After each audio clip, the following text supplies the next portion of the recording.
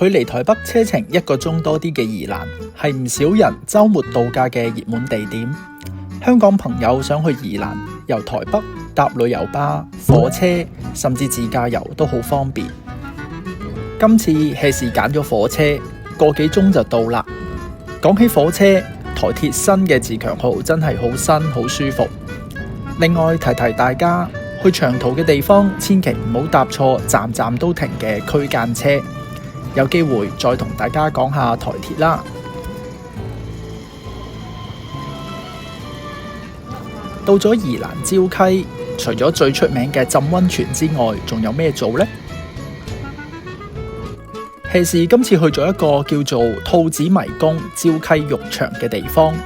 雖然叫浴場，但其實係一個俾人打卡影相嘅地方，係冇得沖涼嘅。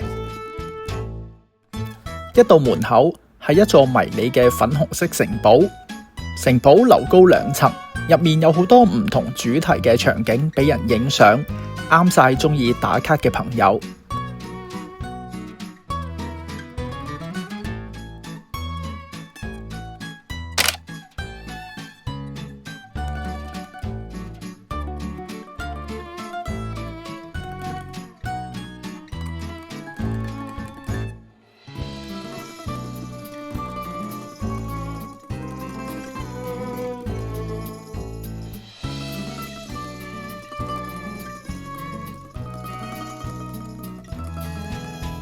天台仲有一條天空步道，如果天公造美，影出嚟嘅相都幾靚㗎。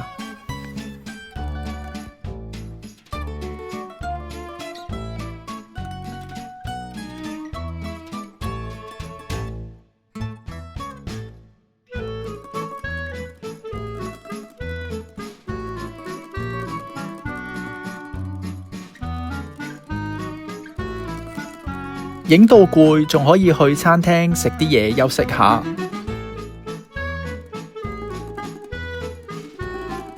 或者同隔離嘅啤啤一齊喺波波池沖個涼。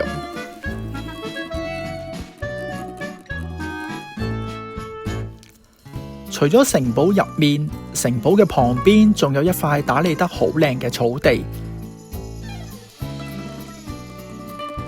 十足十去咗小矮人或者哈比人嘅屋企咁，置身童話世界場景，難怪 MV 都要嚟呢度取景啦。鍾意打卡嘅朋友，千祈唔好錯過啦〜